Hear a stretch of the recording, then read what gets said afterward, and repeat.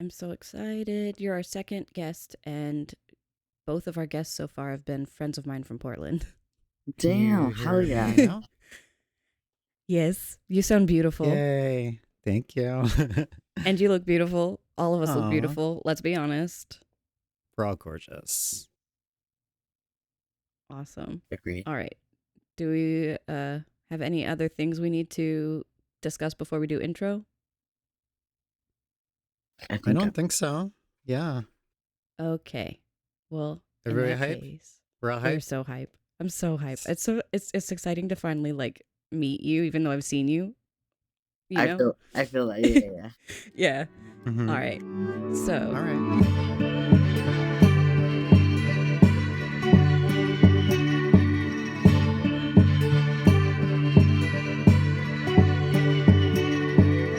hey, brats. You are listening to the Ben and Robin Are Trans podcast. I'm Ben. I'm trans. My name is Robin and I'm trans. And we have a special guest today, my friend Will from the West Coast. I'm not going to get more specific than that. You're welcome to disclose whatever you'd like. And hello, Will. How would you like to describe your gender today? I don't know if you're. Oh, there's a cattail. There's a cattail. There's going to be a lot of those.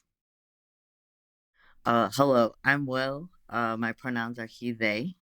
I currently am in Portland, Oregon. And I guess my gender today is man. I'm definitely feeling like a man today.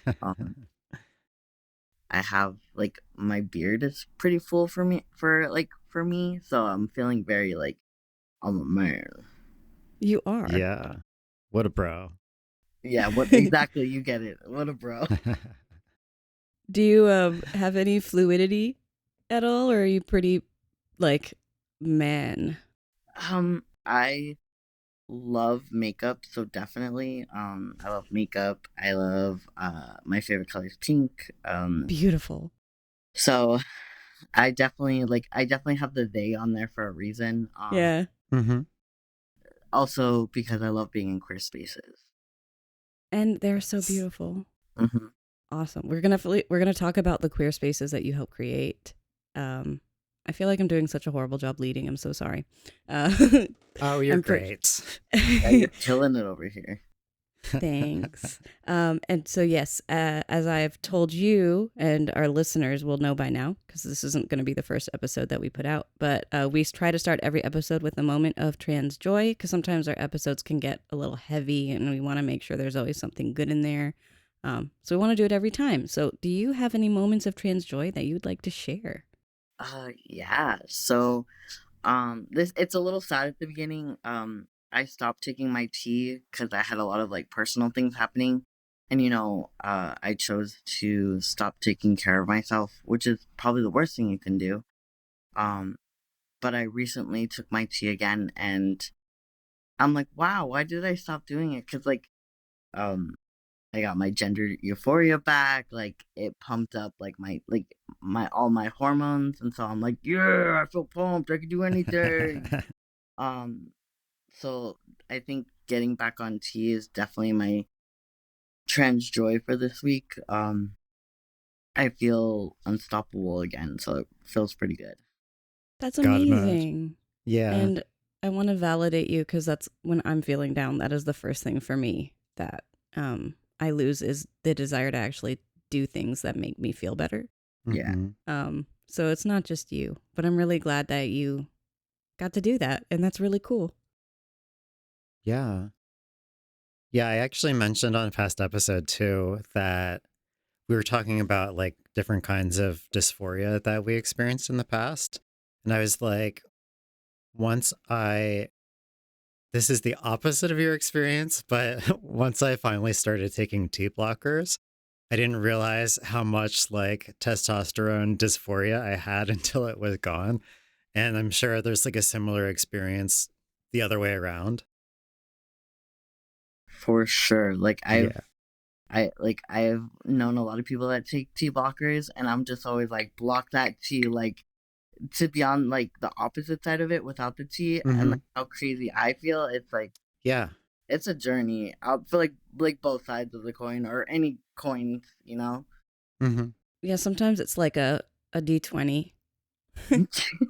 But that's okay as long as everyone is hopefully getting access to things that help them feel like they're on the right side of that D20. Yes. That matters. Well, I'm so happy for you. And I'm hoping someday soon I will also get to experience that joy. And that'll be really cool. And then we can like message each other about how cool tea is. Yes. Yeah. You got your big doctor appointment set up, right? Yeah, it's on the 24th. Of this month?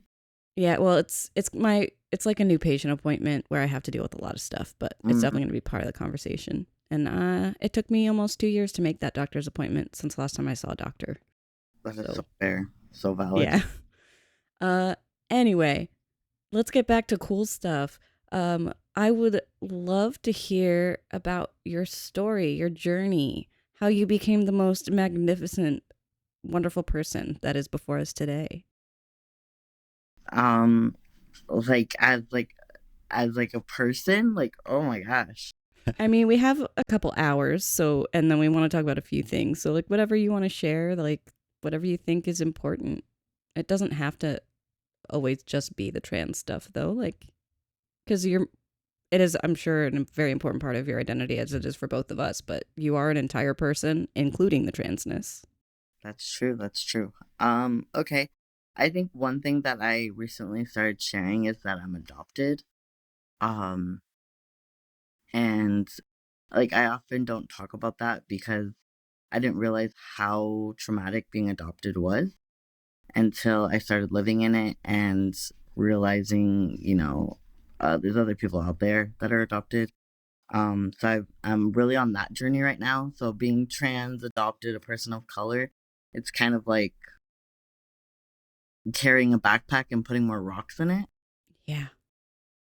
And so, I think this might be a little controversial, but I think being trans and adopted kind of like correlate because of all the trauma that like happens. And, also, for me, this kind of ties in with like queer family and being adopted. Like when you're adopted, for me, I desperately wanted anybody to be my family because I never knew my real family. So I was like, please, just anyone. And so learning about queer family and like learning that you can build your own, and that's been a journey for sure. I'm still on the journey of finding queer family. There's like a couple people that I've picked up that are like, I choose you. And I'm like, oh, thanks. I choose you too. So that's been really cool. One cool thing that's happening in Portland, Oregon is that they're having this huge adoptee conference. Ooh. Yeah, I didn't even know that existed until I had a friend do some research and be like, hey, if you want to meet other people that are like you, here's this huge conference that's happening in Portland, Oregon. And I'm like, all right, yeah, I can do that. I can, meet other people like me. So that's gonna be interesting. I think that's in like the next couple of weeks. I think growing up, a lot of the times I've looked for like more queer people in queer spaces, and I grew up in the 90s, so that was not happening. That was not a thing. And so like I knew from a young age that I wanted to like create queer spaces. I had no idea how to do that because like there weren't a lot of queer people around in general. Mm-hmm. So looking back, and looking where I'm at now, it's kind of crazy that I'm even talking about the spaces that I've created because I so desperately wanted those spaces for me. And now as an organizer, it's kind of weird to be in the organizing position, like having those spaces and then youth coming up to me and being like, yo, you did this for us. And I'm like, yeah, I did it for you because like little me needed that. So of course like other like young adults would need that space as well. I already feel myself wanting to cry. Mm-hmm. I think that's exactly where Ben and I both are too. Like, it's weird to think about. Yeah. Everything we're doing now is like just what we needed back then. We're Mm-hmm. like, well, we can do it for people who are in that situation now, but also for the younger versions of ourselves that still live within us. Oh yeah, that one made me go. Yeah. Um, it it's crazy because like while you're getting to help others, like you're healing the little version of yourself that desperately wanted that. Yeah, and so many of us have trauma, like, and I think you were right that there's such a high correlation of trans people who experience trauma, and it's not why they're trans, and it's not always because they're trans, but I think like trauma makes you have to really reflect and think, and I think that helps people become more in tune with what they really need.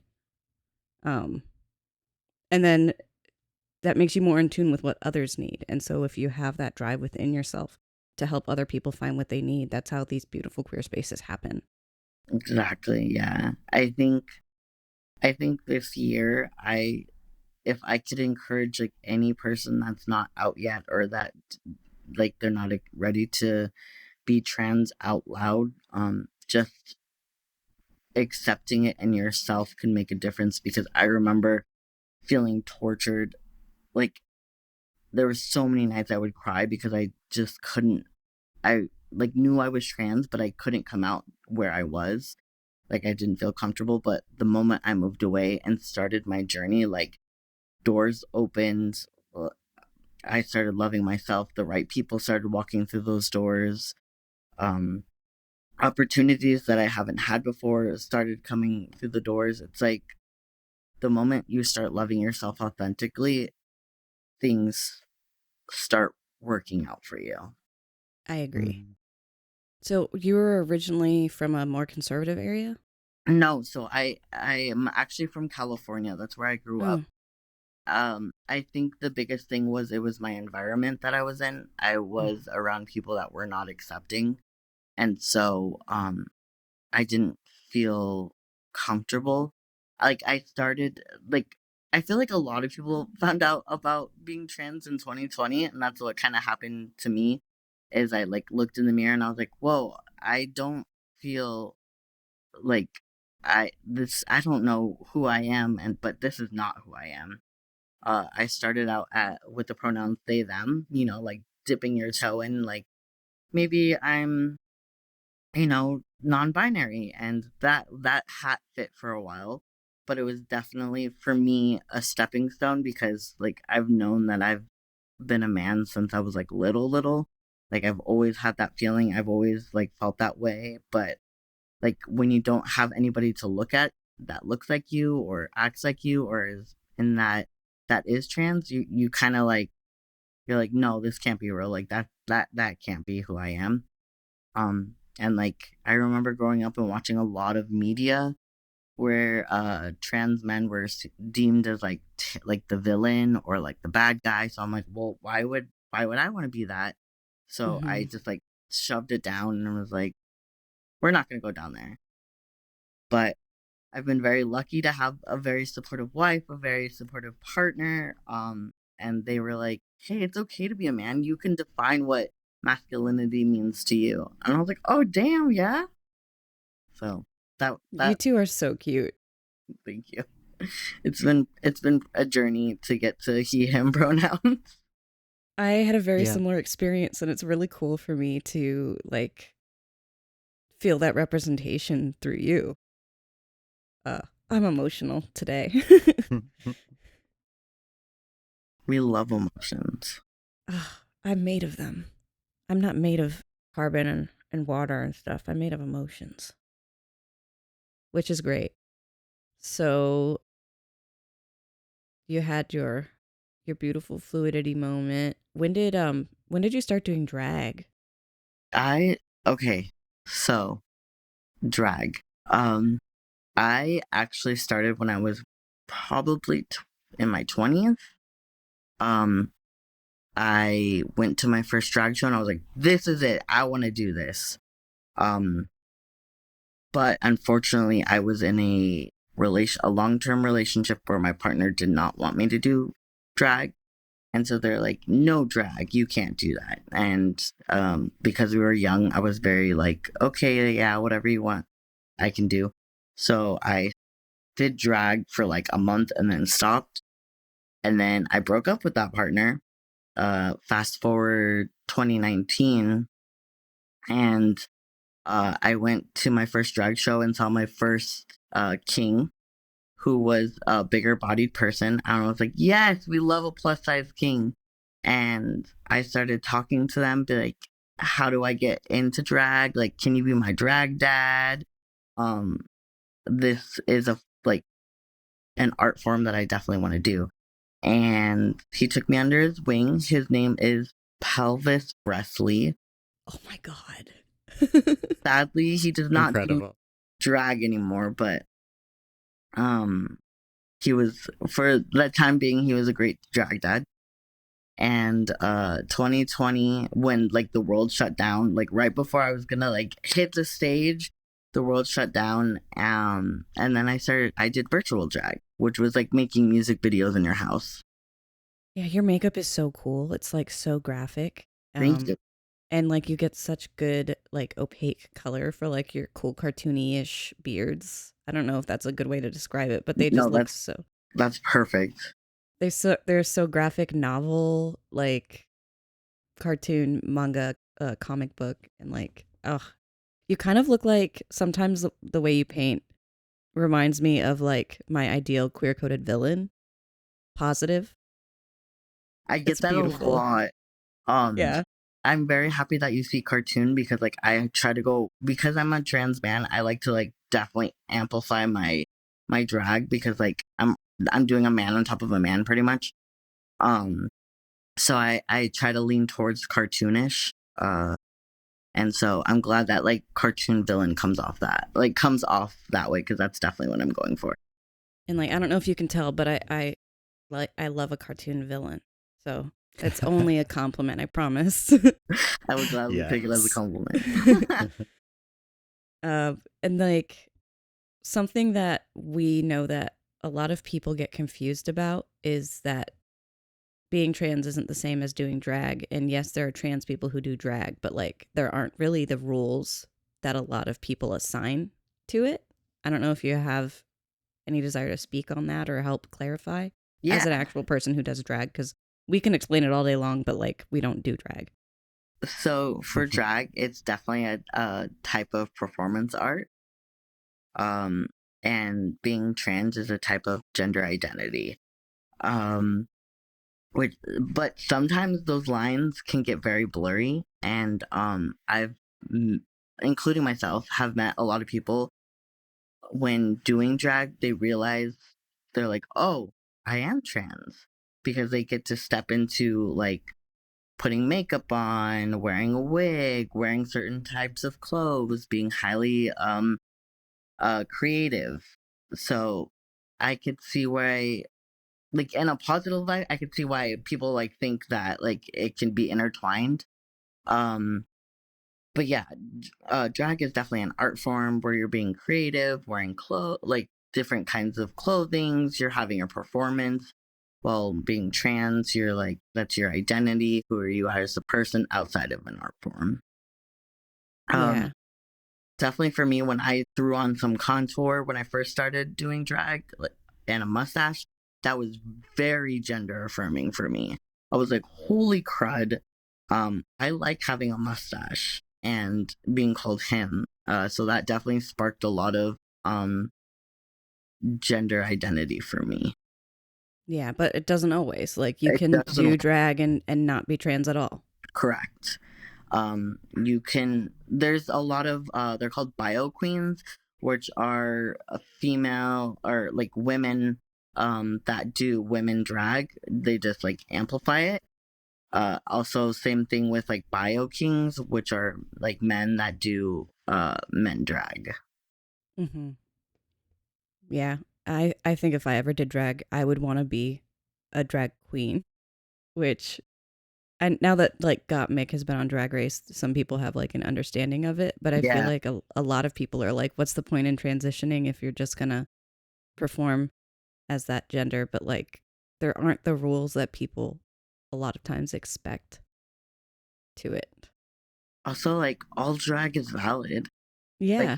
people are out here, like, defining, oh, you have to be this certain way, you have to do this certain thing, but you don't. Like, it's an art form. Why are we putting so many rules on something that's supposed to be fun? Like, we're dressing up and lip syncing to our favorite songs. Yeah. And do you usually do lip syncs or like of just songs, or do you do like mixes, or do you do spoken word also? Or like, I'm just curious because I don't get to go to your shows. I'm definitely a lip sync, like, my favorite singer type person. Mm-hmm. I'm getting into spoken word. Surprisingly, that is a lot harder, like, when you're trying to do lip syncing to that, than like a song. Yeah, because you don't have like the tempo to keep you. Yeah, exactly. Yeah. And I'm actually just getting into mixes as well. I used to be like, so when I first started drag, a lot of it I used it for activism. I did a DV, which trigger warning, domestic violence. I did a DV video, uh, about my experience being a queer person and how we didn't have like information sharing, like we didn't have resources being queer. It was only like statistics about like straight men or straight women. And so I made my own music video about my experience. And where was I going with that? Yeah. So, like, I was using my drag as activism before to talk about domestic violence, to talk about, also, I used it for back in 2020 when all the BLM was happening. Wow, I recently did something too, and now my brain is like, burp. We happens to us all the time. We happens to us. I can speak. We happen to ourselves every day. No, yeah, we lose track. There's a lot of just like us trying to think of things and a lot of just like dissociation that I didn't know I was doing until I play it back. But it would make sense for you to talk about something that's triggering and to like need a second to calibrate. That's okay. I We're didn't not in a even hurry. think of that. You're right. Like, It's really freaky watching back. I was just telling Ben I was doing that last night. And I was like, this seemed like a really chill, easy episode until I looked back at it. And it was just like, we're both like deer in headlights half the time. And I'm really lucky that Robin does the edits because I get to be kind of oblivious to how much I actually dissociate. Because I don't end up seeing that. I'll send you a supercut. Oh, I can't wait to show Chris because he'll be like, "Oh, that's just what you're like," and I'll be like, "Stop." But yeah, I think drag and activism is super cool and it's super important. I think that's also a lot of why the haters hate so hard, though, is because they see it as something so powerful that people can really connect to, whether they understand it or not. And I think that makes a lot of people scared. yeah, definitely. I think. I hear puppy. Oh yeah. We have a pod dog. Our first pod dog. Dog. Hello. Oh, look at that little fluffy what's your one. name? Her name is Susie, and she's like 18 years old. A little old woman. I want to give her a little forehead kiss. Yeah. She's beautiful. Thank you. I'm easily distracted by animals, especially because I have a kidnapped one in my basement right now. Oh, yeah. It's fine. It's fine. I feel that I love animals so much. Is there anything else that I accidentally steamrolled through that you needed to share? Because I have ADHD and it's not treated. Once you get treated, oh my god, you're like, how did I live my whole life like this? Yeah. I think I can't even remember my train of thought, so I think we're good, whatever, however we landed. That's awesome. I just want to make sure that you feel like you get to share whatever you feel compelled to speak into the world. Do you want to talk about like your drag name or anything? Like, do you want this to be a potential outreach opportunity, like, or a free commercial type of thing? Oh, I guess I could, right? It's up to you. Some people like that we're talking to are like, I want my story to be shared, but I don't really want it getting back to my real world. So like it really depends on what you want to do. And I'm we're a huge platform. hell yeah. Yeah, Okay. 0 We episodes will be. out. We will be. Yeah, no, I'll definitely y- uh like talk about my name and uh yeah. So my name in drag is Willy Wankme.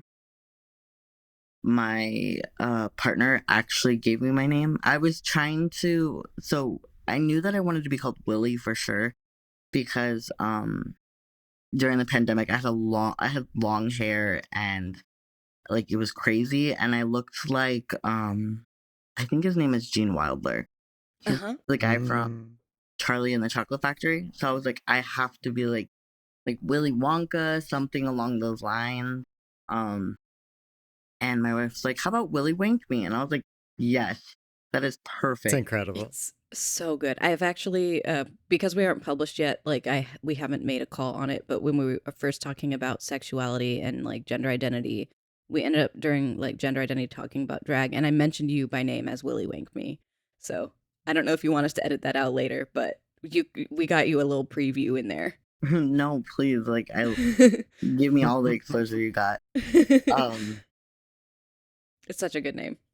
Thank you. Yeah, the only like downfall of my name is like it's not children friendly.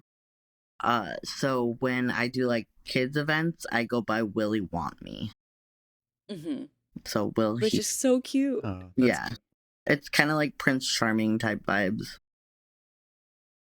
That's awesome. And do you do outreach professionally in addition to like as a passion project?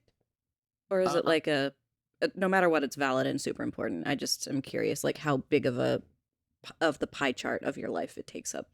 so my outreach is actually part of my job. So I guess like if we're looking at a pie chart, it's a good solid like 40% of it. That's cool.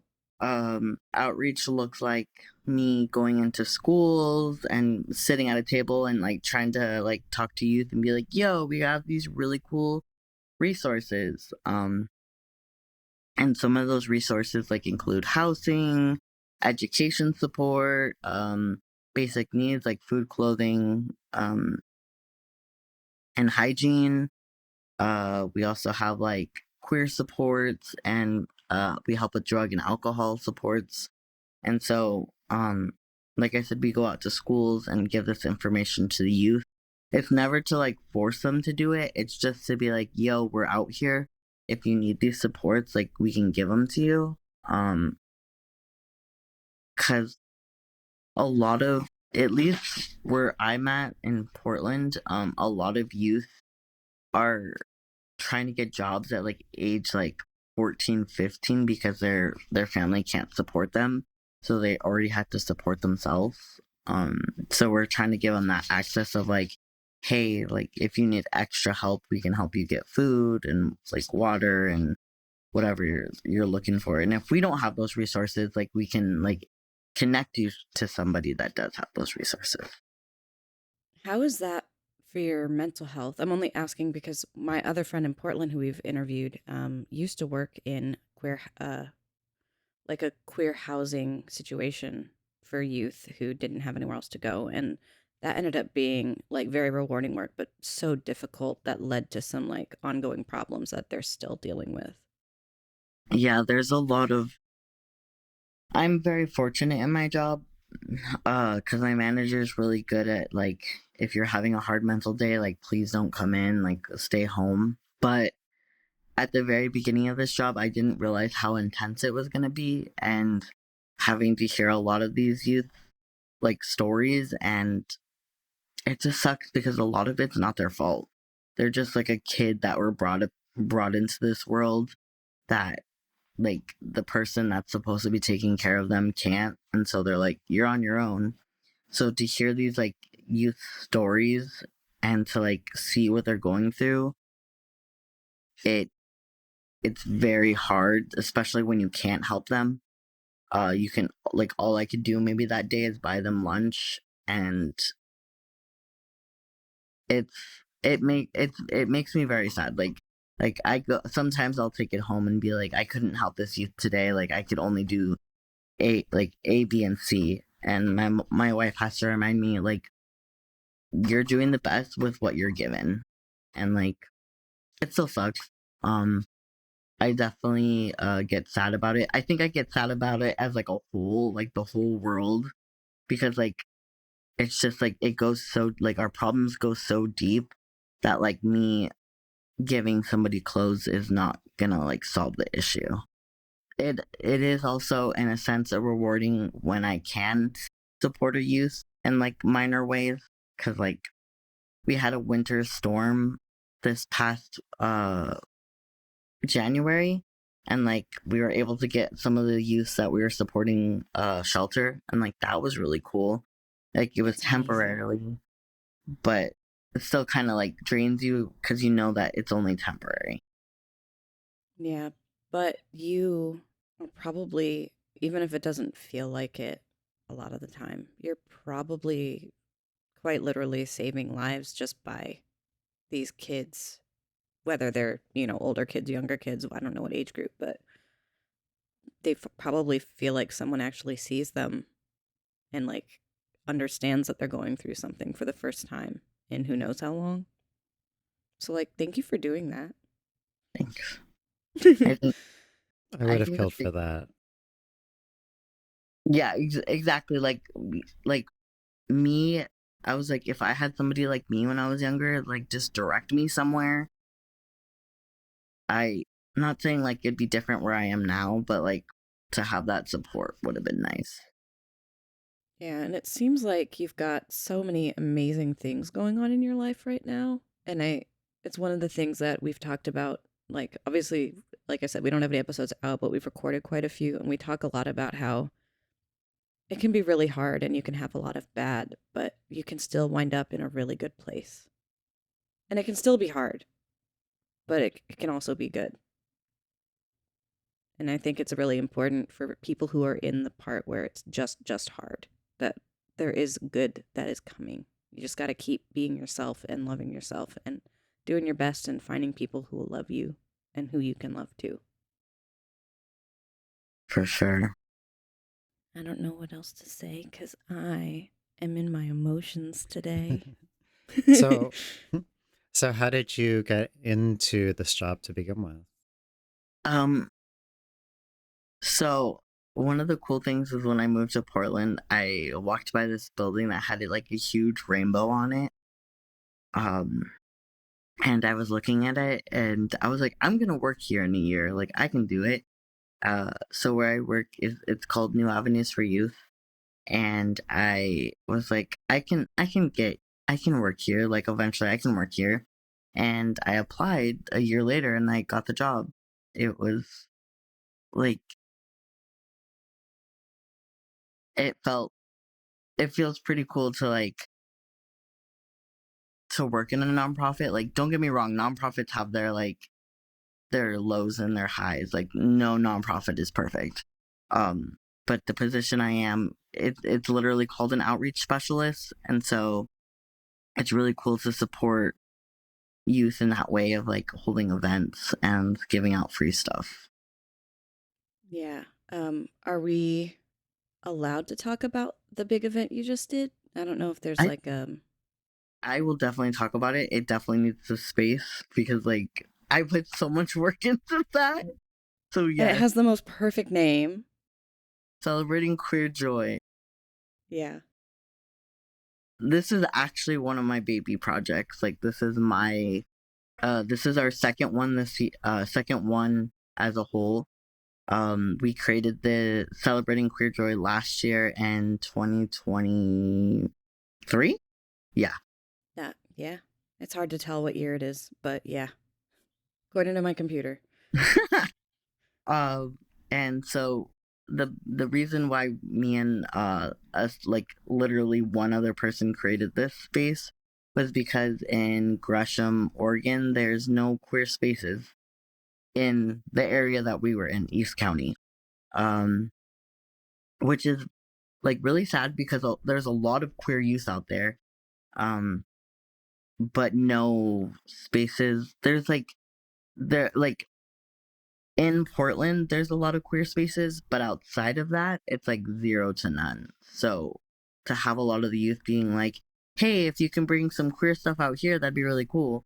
So me and my my not I guess partner, but like partner in the sense of Like somebody I business. worked with, yeah, Yeah. business partner, I guess. Uh, we put together a uh queer makers market where we tried to hire all people that were queer to bring their art, their candles, their clothing, like whatever they were selling, we wanted. Um, so we had a queer makers market. We had free food that we supplied to um, the community, which was really cool. I was very happy about that.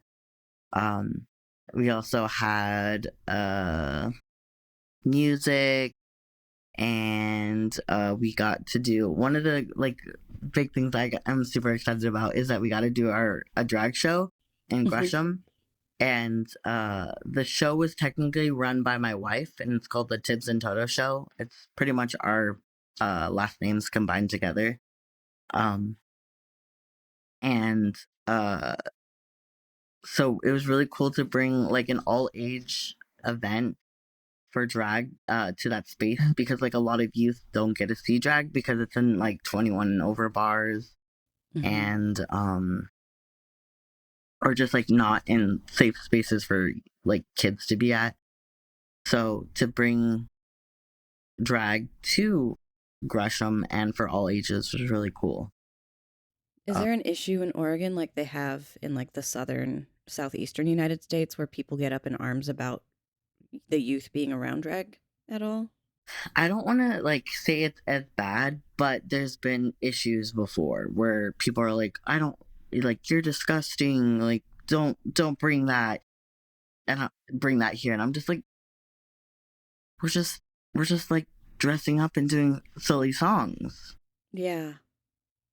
Like They don't really seem to understand that you can do drag for any group, and it's not always like haha genitals. literally, literally. One of the downfalls that we did have this year is me and my business partner. Maybe collaborator? Or collaborator, that works better. I like that better. Okay, me and my collaborator, we went flyering. So we made like drag flyers, and we went around town and stapled them. And as we were stapling them, we had a man follow behind us, ripping them down. And like, I don't like to encourage fighting, and I also probably shouldn't be fighting men that are bigger than me, but it made me very upset. And like, I was like, okay, we can't encounter this man because he's like this big white man, and I'm like, I'm not trying to start anything today, but it like really like shattered my heart. I was like, I don't get it. Like, why does it bother you? Why can't this be for someone else? If it's not for you, just walk away. But you have to like tear down the sign and make this like this big old thing. Yeah, some people just they don't really seem to understand that discomfort and not understanding everything is part of the human experience, and sometimes you've just got to either like accept the fact that you're going to not understand and be uncomfortable, or you've got to do the work it takes to understand it. Exactly. Instead, they'd rather try to forget that it even exists, and that's not fair. It's very rude. So you had the drag show, you had the It's makers very market, you had a lot of stuff because that flyer had a lot of good stuff on it.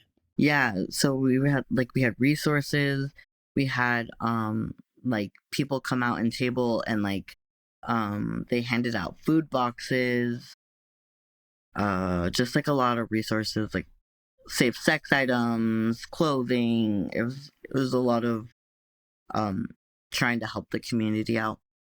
And was that through your work, or was that like a personal endeavor? If your work did that, I love your work. I want to give them a forehead kiss, much like I want to give your dog a forehead kiss. Yeah, no, my work paid for that, thankfully. That is incredible. It's amazing. I'm just so used to like overtly queer things having to be purely labors of love without outside support. But when you can marry the two, it's glorious. Yeah, we were very lucky because like they paid for like the venue, the DJ, the drag artist, like all of that.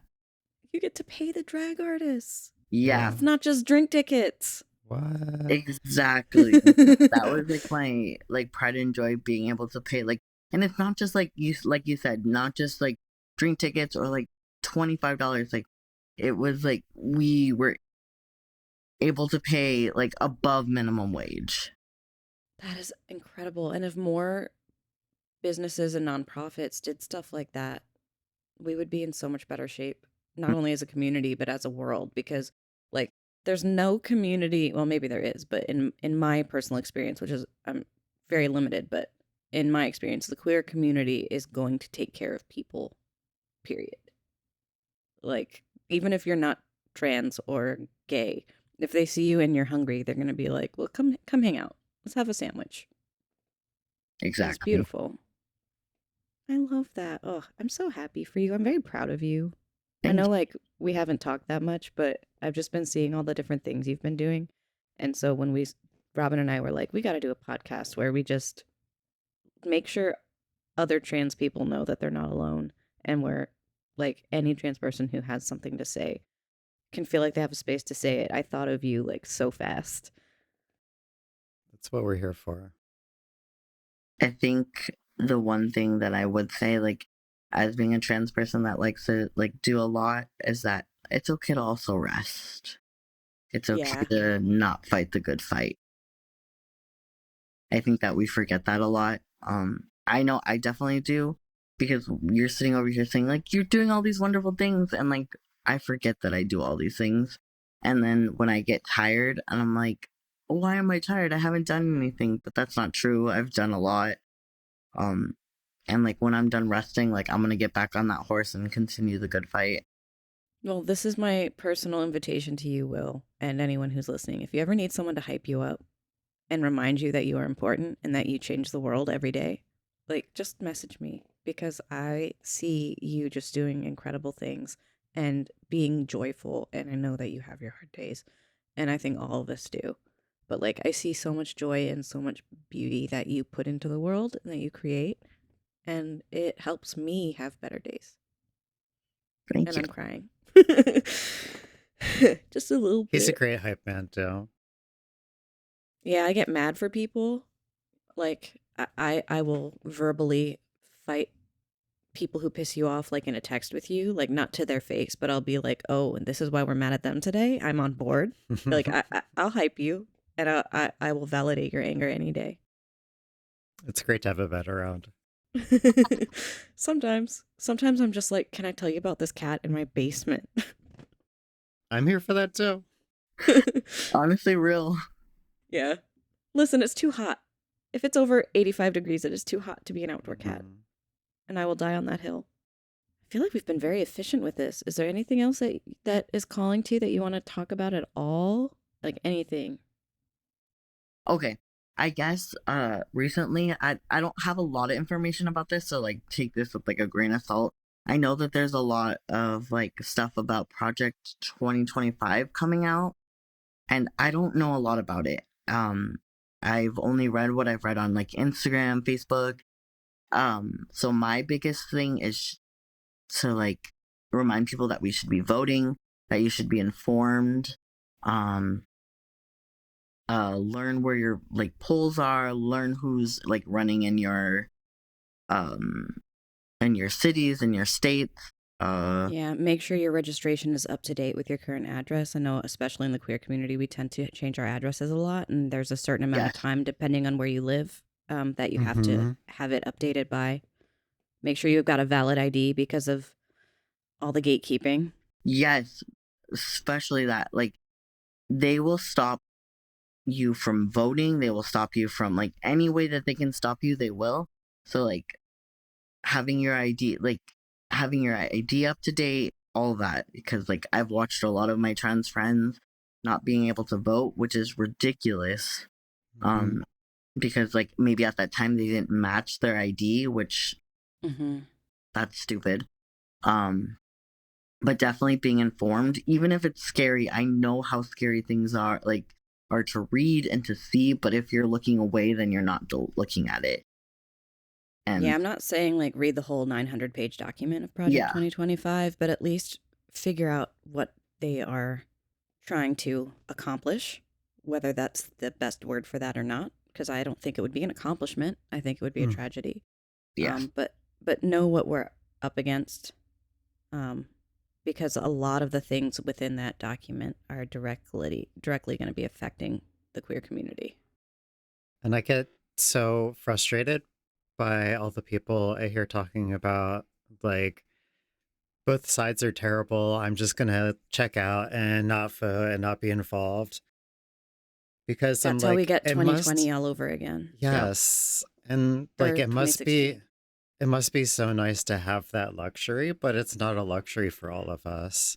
Mm-mm. And like, the stuff really affects us. And the stuff that happened from the Trump presidency is still affecting us. I was just telling Ben about this the other day when we were talking about the same topic, but like Dobbs happened after Trump was out of office because of the effect that he had on the Supreme Court and like so many other judgeships.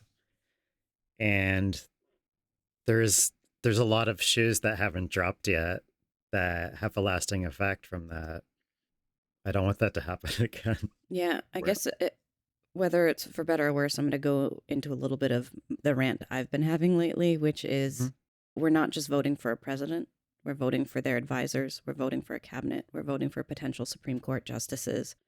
The president themselves does not have as much power. Well, could be argued very differently as of the most recent Supreme Court decisions, but we're not just voting for the person, and we need to be looking at whether or not we're still allowed to be alive anymore if we vote for this person as ourselves.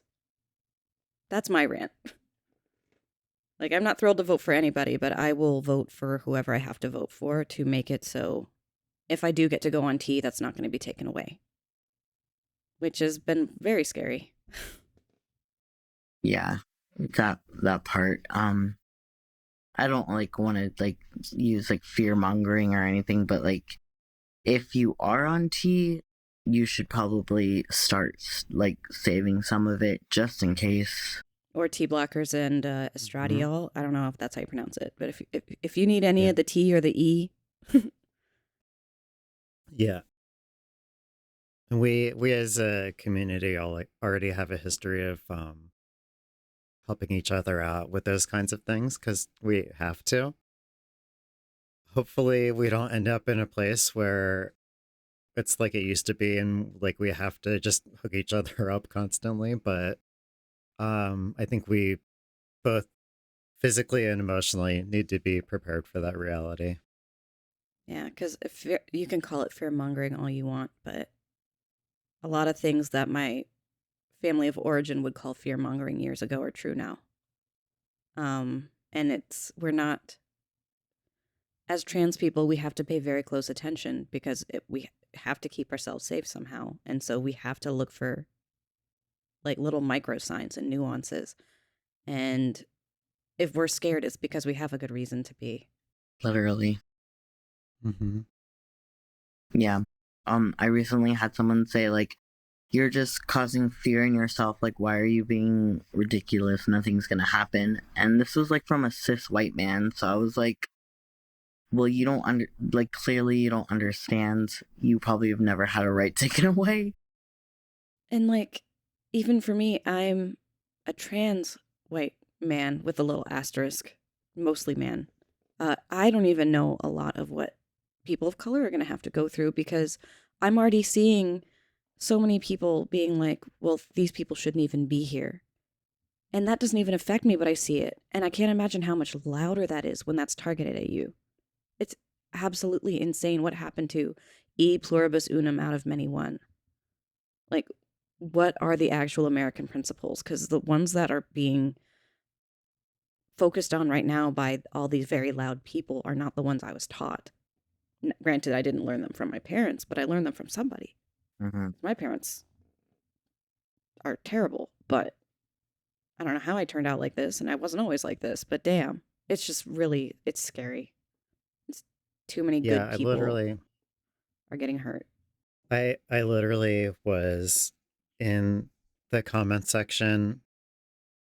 I was in the comment section of a friend's TikTok post that had been attacked by some transphobes. And at, at one point in the, if you want to call it a conversation, the transphobe like literally said that he wanted us to be removed from the earth. Um, so I responded to that. And I got reported to TikTok and got like a violation. That happens all the The, time. the transphobe who is like basically threatening genocide, totally fine. But During the initial drag ban in Tennessee, there was people on Facebook posting pictures of like wood chippers, trigger warning, with a sign like drag queen go here. Oh And my. I would report that for hate speech, and they would say there was no violation.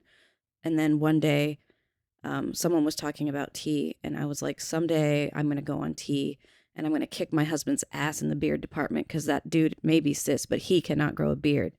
And that got reported for hate speech and violence when it was just like a turn of phrase. Oh my mine was a hate God. speech. Mine was a hate speech violation for targeting a minority group.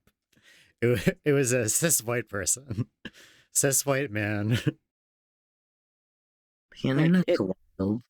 it's not just in our heads, though. The Yeah, whole point no. is it's not just in our heads, and people can accuse us of being dramatic if we want, but like we are seeing the evidence of it every day.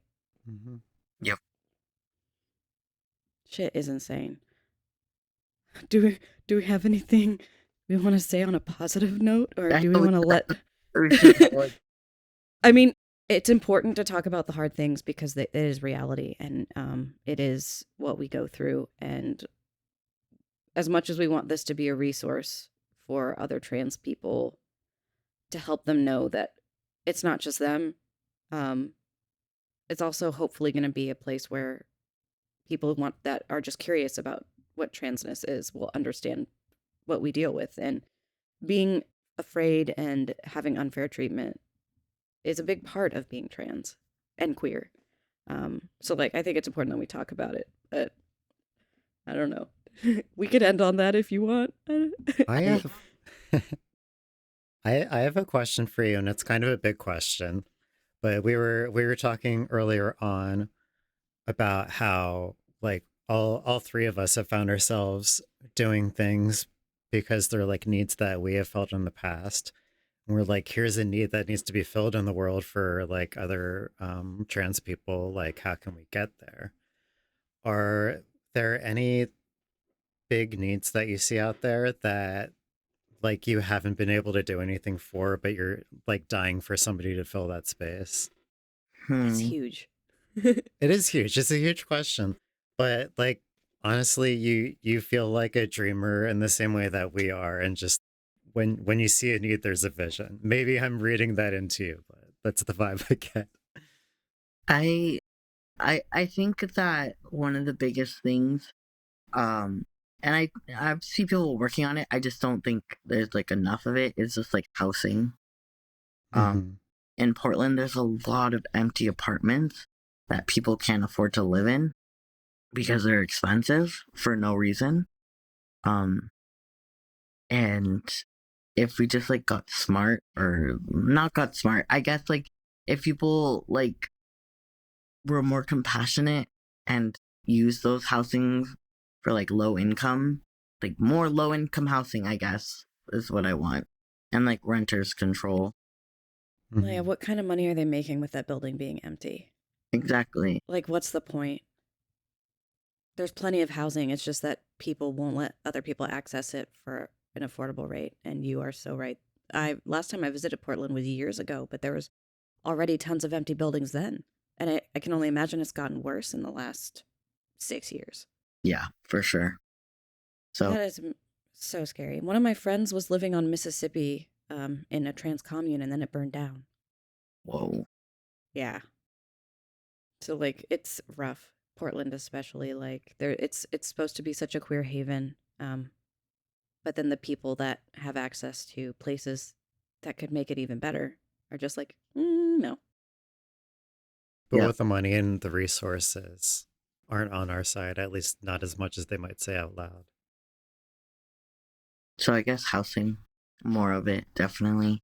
I know there's a lot of people fighting right now, but like, we need more of it. And when they do make affordable housing, they need to make sure that it's livable, affordable housing. Exactly. And like, you And should not, be punished for existing as a person. no, because I can think of exactly 0 people who exist that asked to be in existence. Because that is impossible. Before you exist, you cannot have a thought. And so you can't be like, oh, dang, I want to exist later on. And then we're just stuck here and we have to deal with the repercussions of someone else's choices. Getting philosophical here. It's something I think about a lot. That's why one of my favorite shirts that I've shouted out many times says, I exist without my consent. Literally. I love that shirt, yeah. It's very good. It's rainbow, and one time I wore it to Goodwill, and the cashier was like, I love that shirt. What does that say? Oh, let me just bag your yarn. Thank you, Goodwill. But yeah, housing is important. You're amazing. I'm so glad we met. I can't even remember how we met. Do you remember how we met? I think. Did you ever make candy? Like Patches. bracelets? No? Just patches? Mm-mm. Okay, then I have no idea. Do I you think- know Kate from... No. Okay. I So think Robin, edit that part out because she does not live in right now, but she lives close enough to it. I don't know if she wants her location known. You know, Kate. She has introduced me to a lot of people that she knew growing up in California that like in recent years came out as queer because she knew I needed more of a queer community. So I just was like, oh, it could have been Kate. I just think it was just like a random ad. You know, when you like see a queer person, like when Instagram first came out and you saw any queer person, you're like, follow. Yeah, that was probably it. Yeah. Well, I'm really glad that happened, and I'm really glad we got to talk. And I hope this wasn't an awful experience for you, because we're still absolutely not. learning. And if you liked it, we can drag you back again sometime. Yeah, you're welcome back anytime if you ever want to get in further depth about anything specific or do like an ad for something that you're working on. Like, I can't imagine us charging for an ad for a friend. We're just doing this for exposure for everyone. So, like, if you have an event coming up and we have any reach, please let us know. Hell yeah. So, should we do our outro, or is there anything else we want to add in? That's all I got for now. How do we do the outro? Well, Robin usually does it. I was going to try to do it, but Robin usually does it. It tends to go something a little bit like this. I have been your brat, Robin. I have been your brat, Ben. And this has been a Willy Wankme. Thank you so much for joining us. We'll see everybody next time. Bye. Thank you. Bye. Thank you.